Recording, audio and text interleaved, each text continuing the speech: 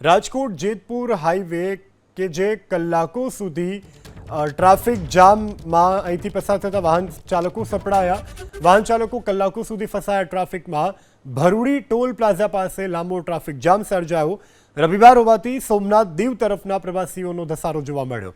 Highway ઉપર ચક્કાજામ થતા લોકોને હાલાકી પડી। હાઈવે ઉપર ચક્કાજામ કરવાની કોંગ્રેસે ચીમકી ઉચ્ચારી। કોંગ્રેસ અગ્રણી રોહિત રાજપૂતે આંદોલનની આપી ચીમકી।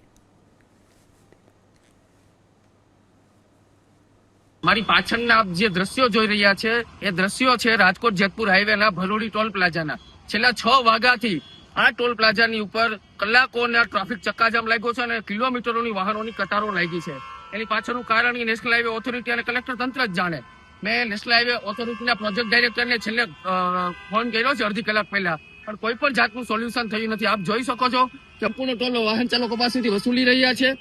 નેશનલ હાઈવે ઓથોરિટીનો નિયમ છે કે 3 મિનિટથી વધુ ટોલ પ્લાઝા ઉપર વાહન જો કતારો લાગે તો તેમને સંપૂર્ણ મુક્તિમાંથી તેમને જવા દેવા જોઈએ, પરંતુ છેલ્લા 6 વાગ્યાનો કોઈ પણ કારણોસર અહીંયા ખૂબ જ ટ્રાફિકનો ચક્કાજામ લાગ્યો છે, વાહનોની કતારો લાગી છે, વાહન ચાલકો અને એમ્બ્યુલન્સ ખૂબ જ હેરાન થઈ રહ્યા છે।